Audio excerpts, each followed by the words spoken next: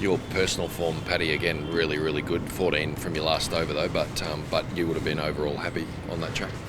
Yeah, I was. I think went for 50 odd. Under 6 and over is always a pretty good target on those wickets. Obviously, would have liked to get a couple of wickets up front, but kept it pretty tight. So hopefully more of the same in Bengaluru. Series on the line now. How do you approach it, mate? Like as far as bowling those conditions go, because like some guys have knuckleballs and they do all kinds of variations, but the ball's not moving much, and you're not a guy who has a knuckle or whatever. How do you sort of approach it? Yeah, I mean, it's probably similar to T20 cricket. Just think about run rate. So just trying to build as many dots as you can. You've seen, a few of the wickets that have come about because there's been 5-10 dot balls, and you just feel like something's building, and it will create a wicket that way. So, I don't feel like there's heaps of options. There's no sideways movement.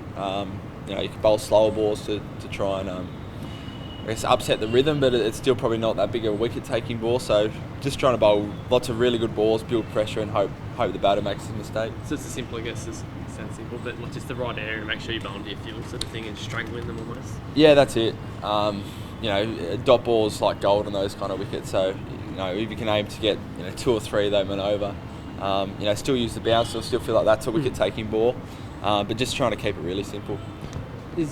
From what I can work out, Bangalore is pretty similar, isn't it? Is that right? Have you played much there? Yeah, it's like the ball flies around heaps there. It's a small ground, normally high scoring. Don't really know what to expect with the wicket. It's been unbelievable sometimes the last couple of years. Not as batter friendly, so we'll see. And what is the key to Bengaluru in your mind? I think like a lot of the Indian grounds, it just gets really loud.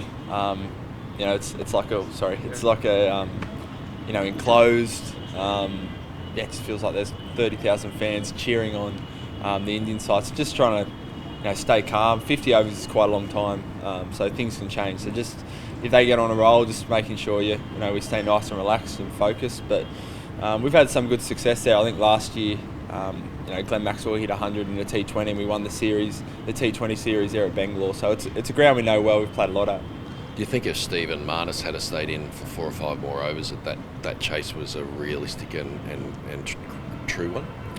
Yeah, I felt like it was a realistic chase basically the whole time up until probably the last 5 or so overs. These grounds in India, the ball just absolutely flies. So you feel like if you get on a bit of a roll, 10, 15 even in overs, quite achievable if you've got guys in. Unfortunate not to be. I thought we gave it a really good chance. Even say 15 overs out, I thought we'll, almost even money to get there. But 340 is a massive chase, no matter what the wicket in the field is. And with Zampa and Agar, as well as Richo, yourself and Starkey, is that 5 combination seems to be really coming on after a pretty long summer and lots of white ball cricket at the start? Yeah, I think the good thing is everyone's been playing a lot and is in good form. Starkey and I obviously in the red ball, but the other guys have played lots of white ball and they're right on top of their skills. So to have someone like Joshy Hazlewood on the bench is a bit of a nod to the strength we have in the bowling department at the moment. I thought the way both the spinners have controlled the middle overs, in ODIs, I think that's a really tough period of the game, and they've been brilliant these last 2 games. So, I'm really happy with how everyone's going, and we've still got lots of firepower there on the bench. On that note, I take it you expect to play tomorrow, is that right? Yeah, as far as I know. Yep. Do you expect Josh to come in, maybe Mitchell, or just as far as resting goes? I know Finchy said a couple of days ago he didn't sort of expect you guys both to play all 3. I don't know. It's series on the line, I think. So you just pick your best 11. Yeah. I just spoke to Starkey quickly, but he doesn't seem to have any niggles or anything. So we'll assess that.